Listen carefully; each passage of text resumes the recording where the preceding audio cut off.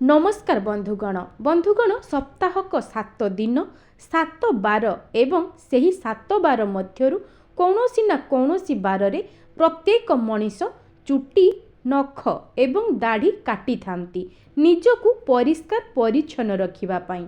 आज्ञा एहा करिबा मध्य दरकार, किंतु आपण माने जानिचंती कि एही 7 बार मध्यरु किछि बार एमिति अछि जेउ बार रे नख चुट्टी एवं दाढ़ी काटिबा जम्मारू भी उचित नुह। जानतरे हेउ कि अजाणतरे हेउ जदि आपण माने एही बार मानंकरे काटुछंती ताहा द्वारा घरर सुख शांति एवं समृद्धि नष्ट हेबा सह घर को घोर दारिद्रता मध्य माड़ी आसी थाए एवं आयुष मध्य हानि होई थाए। ज्योतिष शास्त्र अनुसार एमिति भी किछि बार अछि जेउ बार रे चुट्टी नख एवं क्षीर हेबा द्वारा घरर समृद्धि होई थाए। बंधुगण आमे सनातन धर्मी, आमे माने ज्योतिष शास्त्र पुराण शास्त्र उपरे बहुत विश्वास करू।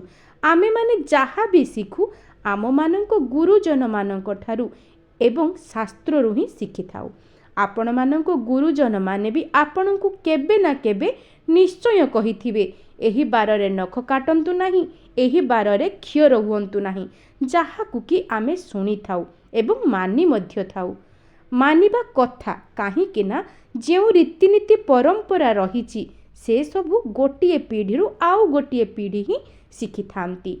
जदि आपण माने मानिबे नाही तेबे आपणकर नेक्स्ट जेनेरेशन आपणको पुओ झियो शिखिबे किपरि? तेणु तांको पई हेले ए सबु मानिबा निहाती दरकार। तेबे बंधुगण केउ बाରରେ नख चुट्टी दाढ़ी काटिबे नाही एवं केउ बाରରେ नख दाढ़ी चुट्टी काटिबे जहा द्वारा आपणको घरर सुख शांति बजाई रहिबो। तारी उपरे आजिर एही भिडियो रे आपण माननकु कहिबी। चालंतु बंधुगण भिडियोटी को आरंभ करिबा। भिडियोटी को आरंभ करिबा पूर्वरु आपण माने जदि चैनल रे नुआ करि आसीचंती आपण माननकु अनुरोध करूची चैनल टी को सब्सक्राइब करि दियंतु, भिडियोटी को लाइक करि दियंतु एवं शेयर मध्य करि दियंतु एवं कमेंट बॉक्स रे जय मां लक्ष्मी अवश्य लिखि दियंतु। तेबे बंधुगण केउ बाରରେ नख दाढ़ी चुट्टी काटिबा उचित एवं केउ बाରରେ नख दाढ़ी चुट्टी काटिबा उचित नुहे ताहा आजिर एही भिडियो रे आमे जानिबा। बंधुगण सप्ताहर प्रथम बारटी हेउछि रविवार, आउ आमे रविवार रु ही आरंभ करिबा। कर्ममय व्यस्त बहुल एही जीवन रे समस्तଙ୍କୁ गोटिए दिन खाली मिले, एही दिनटी हेउछि रविवार।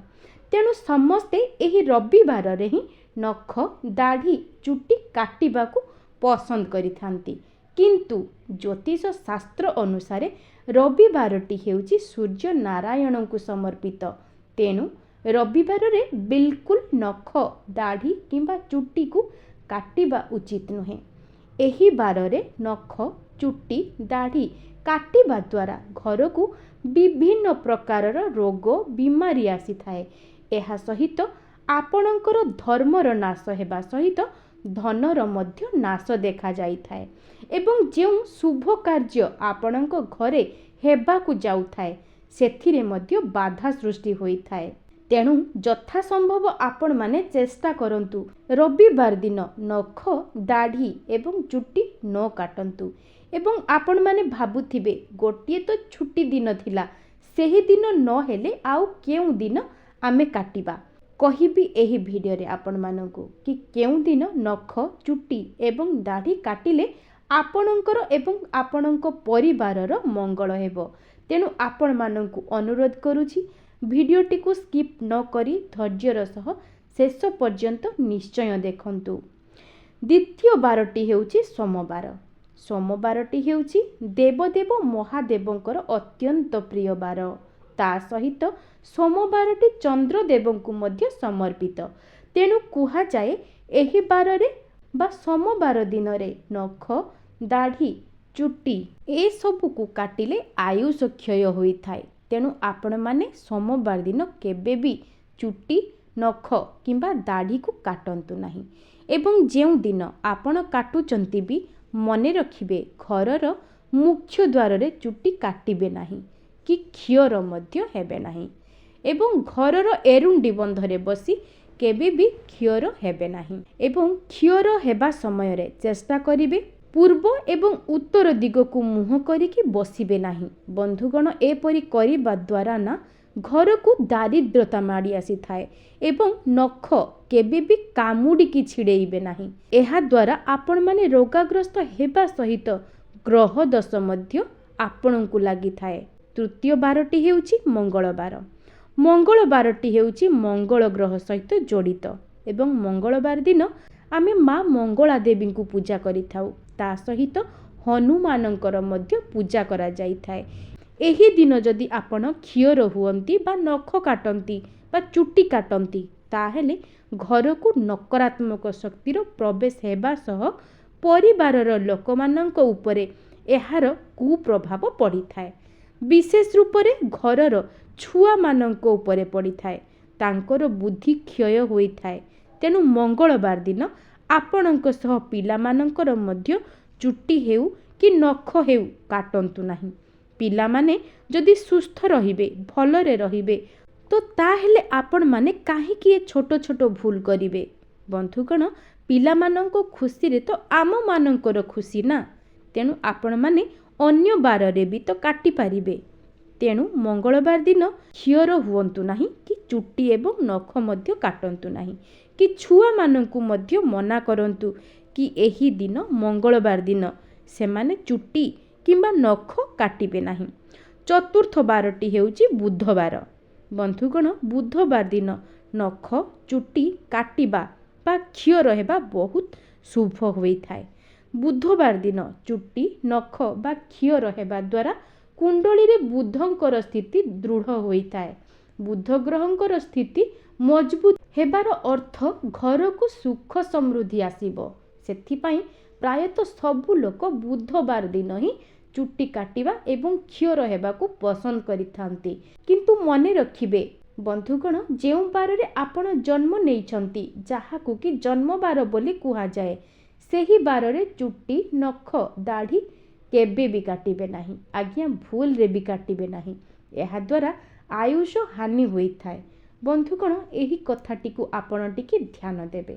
ତାପର ବାରଟି ହେଉଛି ଗୁରୁବାର। ଆପଣମାନେ ତ ଜାଣିଛନ୍ତି ଗୁରୁବାରରେ କେବେ ବି ନଖ ଚୁଟି କିମ୍ବା ଦାଢ଼ି କଟାଯାଏ ନାହିଁ।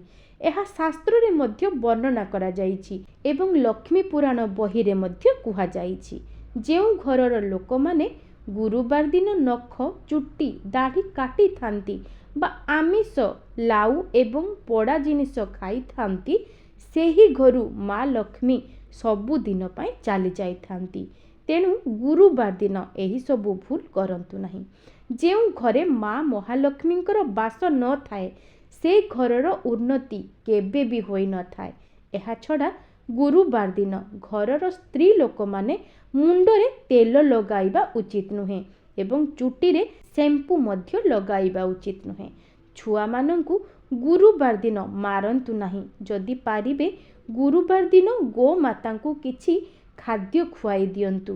33 କୋଟି ଦେବାଦେବୀଙ୍କର ଆଶୀର୍ବାଦ ଆପଣଙ୍କୁ ପ୍ରାପ୍ତି ହେବ। ଆପଣଙ୍କର ଯାହା ବି ସମସ୍ୟା ରହିଛି, ତାଙ୍କ ଆଶୀର୍ବାଦରୁ ସେ ସବୁ ଦୂର ହୋଇଯିବ। ଏବଂ ମା ବୃନ୍ଦାବତୀଙ୍କୁ ହଳଦୀ ମିଶ୍ରିତ ଜଳ ଗୁରୁବାର ଦିନ ନିଶ୍ଚୟ ଅର୍ପଣ କରନ୍ତୁ ଏବଂ ସନ୍ଧ୍ୟା ସମୟରେ ମା ବୃନ୍ଦାବତୀଙ୍କ ପାଖରେ ଦୀପଟି ନିଶ୍ଚୟ ଜଳାଇବେ। ଦେଖିବେ ମା ବୃନ୍ଦାବତୀଙ୍କ କୃପାରୁ ଆପଣଙ୍କ ଘରକୁ ସୁଖ ସମୃଦ୍ଧି ଆସିବା ସହ ଆପଣଙ୍କ ପରିବାରର ଲୋକମାନେ ନିରୋଗ ମଧ୍ୟ ରହିବେ। ଏହା ଥିଲା ଗୁରୁବାର ଦିନ। ବନ୍ଧୁଗଣ, ଷଷ୍ଠ ବାରଟି ହେଉଛି ଶୁକ୍ରବାର। ଶୁକ୍ରବାରରେ ନଖ ଦାଢ଼ି ଏବଂ ଚୁଟି କାଟିପାରିବେ। ଜ୍ୟୋତିଷ ଶାସ୍ତ୍ର ଅନୁସାରେ ଶୁକ୍ରବାରରେ ନଖ ଚୁଟି ଏବଂ କ୍ଷିୟର ହେବା ଦ୍ୱାରା ଘରେ ଧନ ଧାନ୍ୟରେ ବୃଦ୍ଧି ହୋଇଥାଏ। ଆପଣମାନେ ତ ଜାଣିଥିବେ ଶୁକ୍ରବାରଟି ଶୁକ୍ର ଗ୍ରହଙ୍କୁ ସମର୍ପିତ। ଯାହାର କୁଣ୍ଡଳୀରେ ଶୁକ୍ର ଗ୍ରହ ମଜବୁତ ଥାଏ, ତାର ଯଶ କୀର୍ତ୍ତି ବୃଦ୍ଧି ହେବା ସହ ସମାଜରେ ତାର ମାନ ସମ୍ମାନ ମଧ୍ୟ ବୃଦ୍ଧି ପାଇଥାଏ। ତେଣୁ ଶୁକ୍ରବାରରେ ଚୁଟି ନଖ ଏବଂ ଦାଢ଼ି କାଟିବା ଦ୍ୱାରା ଶୁକ୍ର ଗ୍ରହ ଆପଣଙ୍କର ମଜବୁତ ହୋଇଥାଏ। ତେଣୁ ଆପଣମାନେ ବୁଧବାର ଭଳି ଶୁକ୍ରବାରରେ ମଧ୍ୟ ନଖ ଚୁଟି ଏବଂ ଦାଢ଼ି କାଟିପାରିବେ। କିନ୍ତୁ ବନ୍ଧୁଗଣ ଶାସ୍ତ୍ରରେ ଏହା ମଧ୍ୟ କୁହାଯାଇଛି ଯେ ବାପ ପୁଅ ଗୋଟିଏ ଦିନରେ ଚୁଟି କାଟନ୍ତି ନାହିଁ କି କ୍ଷିଅର ମଧ୍ୟ ହୁଅନ୍ତି ନାହିଁ। ଏହାକୁ ଅନେକ ଲୋକ ମାନି ନଥାନ୍ତି ଆଉ ବେକାର କଥା ବୋଲି କହିଥାନ୍ତି, କିନ୍ତୁ ଏହାକୁ ମାନିବା ଉଚିତ। ଆଜ୍ଞା, ଆପଣମାନେ ଏହାକୁ ମାନନ୍ତି କି ନାହିଁ ମୁଁ ଜାଣିନି।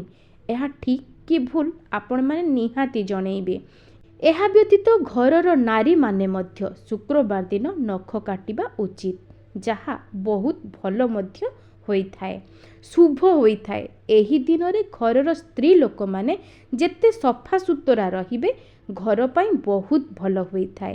ଏହା ସହିତ ନାରୀମାନେ ଶୁକ୍ରବାର ଦିନ ଶୃଙ୍ଗାର ଜିନିଷ ପିନ୍ଧି ନିଜକୁ ସୁନ୍ଦର ଭାବରେ ସଜେଇ ହେଇ ରହିବା ଉଚିତ। ଅନ୍ୟ ଦିନରେ ମଧ୍ୟ ସଜେଇ ରହିବା ଉଚିତ, କିନ୍ତୁ ଶୁକ୍ରବାର ଦିନରେ ନିହାତି ପିନ୍ଧିବା ଉଚିତ। ସ୍ତ୍ରୀ ଲୋକମାନଙ୍କର ଯେଉଁ 16 ଶୃଙ୍ଗାର ରହିଛି ସେ ମଧ୍ୟରୁ ସିନ୍ଦୁର ହେଉଛି ପ୍ରଥମ ଶୃଙ୍ଗାର ଜିନିଷ। ବନ୍ଧୁଗଣ, ଆପଣମାନେ ଯେତେବେଳେ ସିନ୍ଦୁର ଲଗାଉଛନ୍ତି ମା ପାର୍ବତୀଙ୍କୁ ସ୍ମରଣ କରି ସବୁବେଳେ ତୁଳସୀ କାଠିରେ ଏବଂ ପୂର୍ବ ଦିଗକୁ ମୁହଁ କରି ସିନ୍ଦୁର ଲଗାନ୍ତୁ। ସେମିତି କଲେ ଆପଣ ଅଖଣ୍ଡ ସୌଭାଗ୍ୟବତୀ ହେବାର ଆଶୀର୍ବାଦ ଆପଣମାନେ ପ୍ରାପ୍ତ କରିବେ। ତେଣୁ ଶୁକ୍ରବାର ଦିନରେ ଚୁଟି, ଦାଢ଼ି, ନଖ କାଟିବା ସହିତ ଆପଣମାନଙ୍କ ପରିବାରରେ ଲୋକମାନେ ସମସ୍ତେ ସଫାସୁତୁରା ରୁହନ୍ତୁ। ଦେଖିବେ ଆପଣଙ୍କ ଘରର ସମୃଦ୍ଧି ନିଶ୍ଚୟ ହେବ। ଆପଣଙ୍କ ଘରେ ସୁଖ ଶାନ୍ତି ସର୍ବଦା ବଜାଇ ରହିବ। ତାପରେ ଶନିବାର। ବନ୍ଧୁଗଣ, ଆପଣମାନେ ତ ଜାଣିଥିବେ ଶନିବାର ହେଉଛି ଶନିଦେବଙ୍କର ବାର ଅଟେ। ଯାହା ଉପରେ ଶନିଦେବଙ୍କର କୃପା ଦୃଷ୍ଟି ରହିଥାଏ ସେ ଦରିଦ୍ର ଥିଲେ ମଧ୍ୟ ଧନୀ ହୋଇଯାଏ ଏବଂ ଯାହା ଉପରେ ଶନିଦେବଙ୍କର କୋପ ଦୃଷ୍ଟି ଥାଏ ସେ ଯେତେ ଧନୀ ଥିଲେ ବି ଗରିବ ହୋଇଯାଇଥାଏ। ଶନିବାର ଦିନ ନଖ, ଚୁଟି କିମ୍ବା ଦାଢ଼ି କାଟିବା ଦ୍ୱାରା ଶନିଦେବଙ୍କର କୋପ ଦୃଷ୍ଟି ପଡ଼ିଥାଏ ଏବଂ ସ୍ୱାସ୍ଥ୍ୟ ପୀଡ଼ା ସହିତ ଗ୍ରହ ପୀଡ଼ା ମଧ୍ୟ ଭୋଗ କରିବାକୁ ପଡ଼ିଥାଏ।